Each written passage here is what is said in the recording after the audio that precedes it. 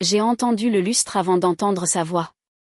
Ce léger tintement tremblant au-dessus de la table, juste au moment où ma mère s'est penchée vers moi et a dit « On t'invite seulement par pitié, alors ne reste pas trop longtemps ». Les fourchettes se sont arrêtées. Ma sœur, Manon, a eu un sourire en coin. Mon frère, Julien, a continué de faire tourner son whisky dans son verre comme si les mots étaient destinés à quelqu'un d'autre. J'ai senti la chaleur me monter aux joues, mais ma main est restée stable en levant mon verre.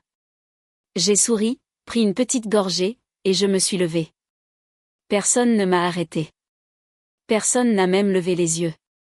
Mais 2 semaines plus tard, chacun d'entre eux allait le faire. Avant de continuer, j'ai juste besoin de savoir qu'il y a quelqu'un, quelque part, qui a déjà entendu des mots comme cela. Si c'est votre cas, alors suivez-moi dans la suite de l'histoire, car elle ne s'est pas terminée comme il s'y attendait. Bonjour, je m'appelle Élise dans l'histoire que je vous raconte. Quand j'étais enfant, le chalet au lac des Sapins était le seul endroit où je me sentais solide, pas transparente. Mon grand-père m'emmenait sur le ponton avant le lever du soleil. Le lac, une nappe d'argent, attendait que le jour commence. Il plaçait une canne à pêche dans mes mains, son geste stable et chaud, tandis que l'air sentait la pinède humide. Le soir, nous nous asseyions près du feu, mes doigts collants de chamallow grillé, le coffre en cèdre à côté de nous, contenant l'acte de propriété qu'il appelait toujours « le nôtre ». Un jour, il m'a dit, un jour, ce sera à toi de le protéger. Je me suis accrochée à ces mots comme à une promesse. Mais après sa mort, le chalet est devenu tout autre chose. Mes parents l'ont discrètement intégré à ce qu'ils appelaient « la maison de famille », même si le titre de propriété restait à mon nom. Les séjours d'été étaient organisés dans des conversations de groupe WhatsApp qui ne m'incluaient jamais, jusqu'à ce que tout soit finalisé. Des photos de ces week-ends ont commencé à apparaître dans des cadres partout dans la maison, mon frère sur le ponton, prétendant avoir attrapé le plus gros poisson, ma sœur enroulée dans une couverture sur la terrasse. Mes parents souriant comme s'ils avaient construit tout ça eux-mêmes. Je n'étais sur aucune photo. J'ai appris très tôt que dans ma famille, l'attention n'était pas partagée, elle était attribuée. Mon frère était l'exemple brillant. Ma sœur était celle que tout le monde adorait. Et moi, j'étais l'utilitaire, la paire de mains supplémentaires. Quand j'ai eu mon bac avec mention, personne n'est venu célébrer. Quand j'ai enchaîné 2 petits boulots pour financer mon BTS, ma mère m'a utilisé comme un exemple à ne pas suivre. Faites de meilleurs choix qu'Élise. Ce n'était jamais bruyant, jamais cruel, juste une lente et constante assignation de mon rôle. Le soir où ils ont oublié de mettre mon couvert à table. L'anniversaire où seul mon grand-père s'est souvenu. Le jour où un professeur a appelé pour dire que j'avais gagné une bourse d'études et que mes parents ont répondu, nous ne savions pas qu'elle avait postulé. Il y a eu un été où j'ai essayé de m'exprimer. Il préparait un autre week-end au chalet et j'ai dit doucement, j'aimerais bien venir aussi. Ma mère n'a même pas levé les yeux de ses notes. Toutes les chambres sont prises, a-t-elle dit. Peut-être l'année prochaine. Mon frère a reniflé avec mépris. Ma sœur a continué de faire défiler son écran. Je suis restée là, tenant un sac de courses, des apéritifs. Il m'avait demandé de les prendre. Quelqu'un avait dit qu'on en aurait besoin. Personne n'a remarqué quand j'ai posé le sac et que je suis sortie. Avec le recul, je pense que c'est ce jour-là que j'ai compris le silence qu'ils attendaient de moi, et j'ai appris à survivre à l'intérieur. 2 soirs après cette fameuse fête, mon téléphone s'est allumé sur le comptoir de la cuisine alors que je rinçais une tasse. L'écran affichait la conversation de groupe de la famille, des photos, des plans, de longs fiches de messages que je n'avais pas ouverts depuis des mois. J'ai essuyé mes mains sur un torchon et j'ai regardé l'aperçu. Ils organisaient le voyage d'été annuel au chalet. Mon frère a envoyé la photo d'un nouveau barbecue qu'il voulait apporter. Ma sœur a suggéré des t-shirts de famille assortis pour les photos sur la terrasse. Ma mère a tapé des paragraphes sur les chambres d'amis, les courses et le plan de table. Mon nom n'était mentionné nulle part, ni comme invité, ni même en note de bas de page. C'était comme regarder une pièce de théâtre dont j'avais été effacée du casting, mais laissée au générique pour des raisons légales. J'ai touché l'écran, faisant défiler silencieusement. Toutes les chambres sont prises. De toute façon, Élise ne vient jamais vraiment. On utilisera sa clé si elle oublie de la déposer. Sa clé. Comme si le chalet lui appartenait. Comme si ce n'était pas le mien. Une petite icône d'enveloppe est apparue en haut de l'écran. Un autre email de la banque, le genre que j'ignorais habituellement. Je l'ai ouvert par instinct. C'était un rappel concernant un compte joint auquel je ne me souvenais pas avoir consenti. Mon nom apparaissait juste à côté de celui de ma mère, surligné en gras. En bas, il y avait une note sur les prélèvements automatiques pour la taxe foncière, liée à mon profil. Des paiements pour le chalet. Des paiements que je n'avais pas autorisés. J'ai fixé l'écran, la cuisine devenant soudain trop silencieuse. Le réfrigérateur bourdonnait. Une voiture est passée dehors. Ma respiration semblait lourde dans ma poitrine, comme si l'air s'était épaissi. Je n'étais pas seulement ignorée. Je n'étais pas seulement l'invité supplémentaire. J'étais un nom qu'ils utilisaient quand les papiers exigeaient une personne responsable. J'ai posé le téléphone sur la table, face contre le bois. La vibration des nouveaux messages vrombissait contre la surface, un léger cliquetis, comme quelque chose qui essayait de se frayer un chemin retour vers mon attention. Je ne l'ai pas repris. À la place, je me suis assise sur la chaise près de la fenêtre, j'ai ramené mes genoux contre moi et j'ai regardé les lumières de la ville scintiller contre la vitre. Des torchons étaient suspendus de travers sur le comptoir. Une pile de courrier était penchée contre la corbeille de fruits. Tout semblait immobile, en pause, en attente. J'ai fermé les yeux un instant. Quand je les ai rouverts, j'ai senti quelque chose s'installer. Pas de la colère, ni même de la peine, juste de la clarté. J'ai souri, un petit sourire silencieux, presque invisible. Le genre de sourire que personne dans cette conversation de groupe ne remarquerait jamais. Mais ils allaient bientôt le remarquer. Le matin suivant, je me suis réveillée avant mon réveil. L'appartement était sombre, baigné de cette lumière grise qui rend tout plus doux, plus silencieux. J'ai attaché mes cheveux avec l'élastique que je gardais à mon poignet, j'ai marché pieds nus jusqu'à la cuisine et j'ai mis en marche la cafetière. Son goutte à goutte lent remplissait le silence comme un métronome. Je me suis assise à la petite table en bois, la surface marquée par de vieux cercles de café et des rayures dues à des années de travail. J'ai ouvert mon carnet, le même que j'utilisais pour mes clients en freelance, et je l'ai tourné vers une page blanche. Le stylo semblait plus lourd que d'habitude, mais les mots sont venus facilement. Vendre le chalet. Clôturer les comptes joints. Appeler l'avocat pour la succession. 3 lignes, nettes, simples, stables. Un plan construit à partir du silence. J'ai pris une gorgée de café, puis j'ai ouvert le classeur en métal. Il a grincé comme il le faisait toujours, le son raclant à travers la pièce.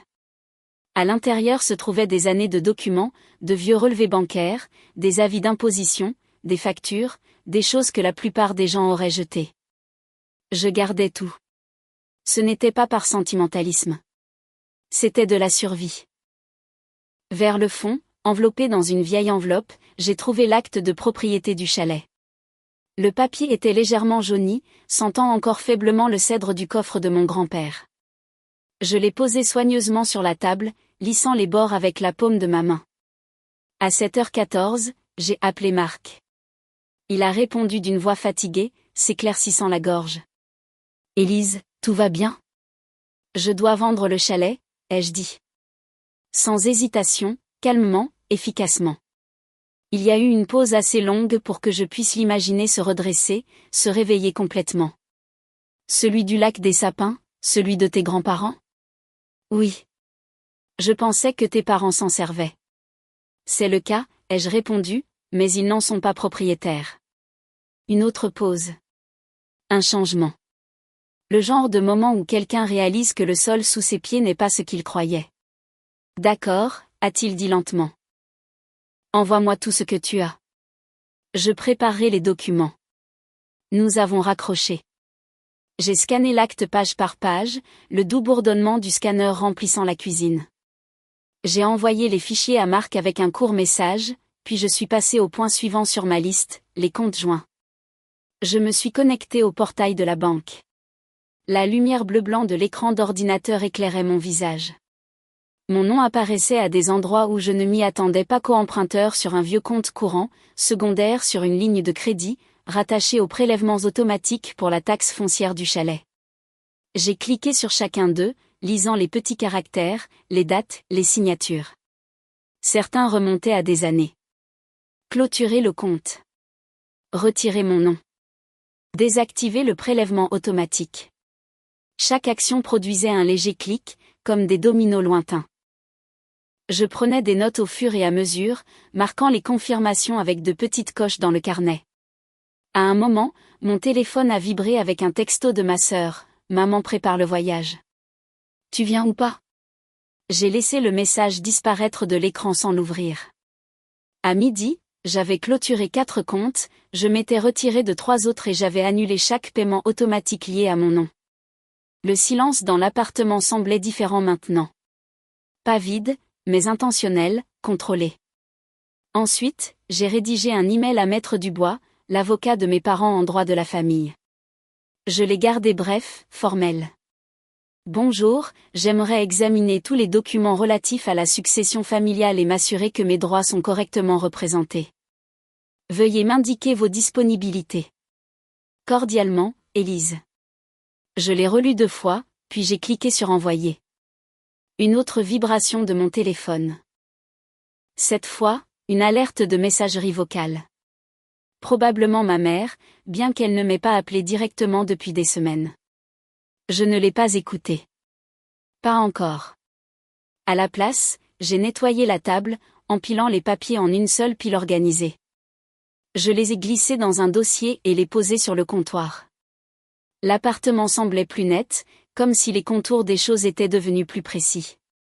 Le plan n'était pas émotionnel. Il n'était pas bruyant. Il n'avait pas besoin de l'être. Il était procédural. Exact. Incontestablement mien. Vers 15 heures, Marc a envoyé un texto, j'ai l'acte. Tout est en règle. Je lance la mise en vente discrètement.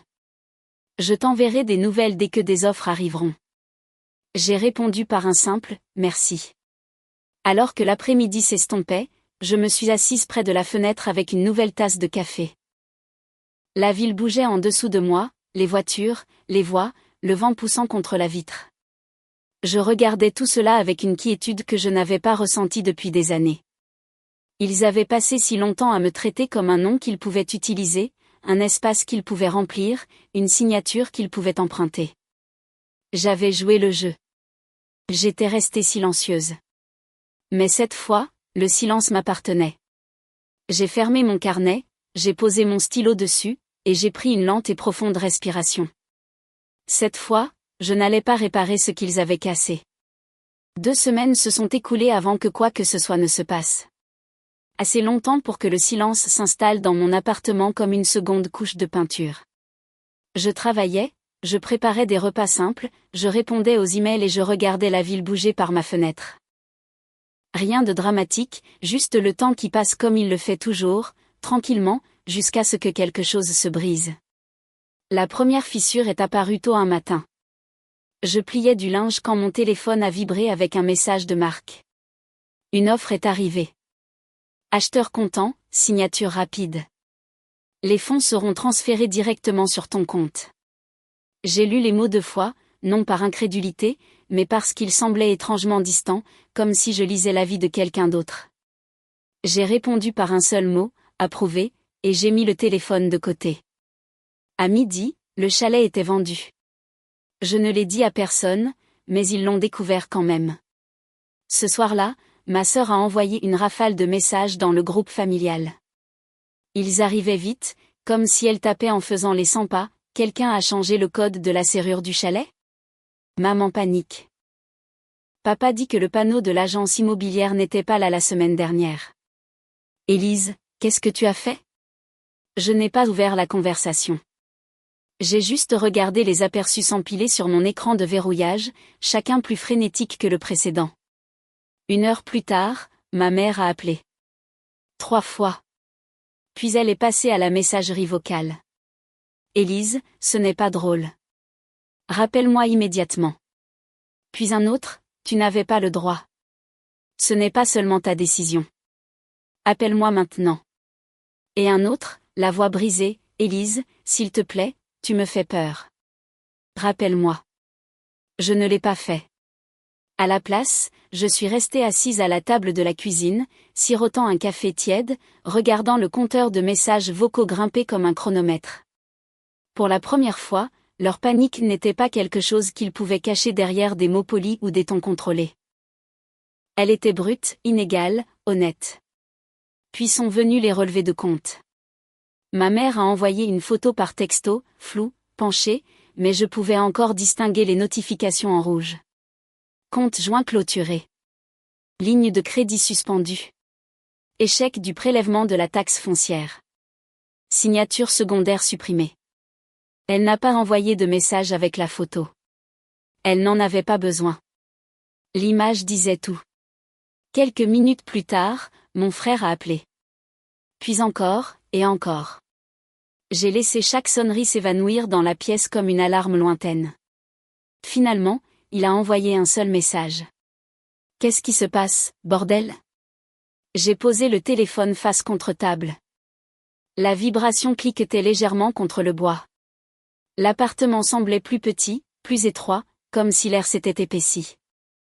La ville dehors semblait en sourdine, comme si elle attendait de voir ce que j'allais faire. Puis est venu le moment que j'attendais. Un bruit sourd devant ma porte. Une pause, puis l'interphone. J'ai appuyé sur le bouton. C'est papa. Ouvre. Sa voix n'avait aucune de l'autorité avec laquelle j'avais grandi. Elle semblait étrange, quelque chose entre la colère et l'incertitude. Je lui ai ouvert et j'ai reculé, m'appuyant contre le comptoir, les bras croisés. La porte s'est ouverte brusquement, heurtant la butée avec un clic sec. Mon père se tenait là, le souffle court, le visage rouge. Il a regardé l'appartement, observant lentement les meubles dépareillés, la minuscule cuisine, les papiers soigneusement empilés sur la table. « C'est vrai ?» a-t-il demandé. « Tu as vendu le chalet ?» J'ai gardé ma voix égale. « Oui. » « Tu as fermé les comptes, retiré ton nom de partout. » « Oui. » Sa mâchoire s'est crispée. « Est-ce que tu comprends ce que tu as fait ?» J'ai hoché la tête une fois.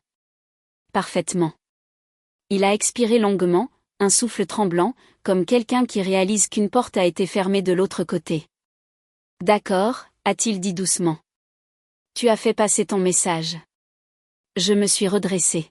« Non. Pas encore. » Il m'a regardé, puis il m'a vraiment vu. Et à cet instant, l'équilibre a changé. Pas bruyamment, pas de façon spectaculaire.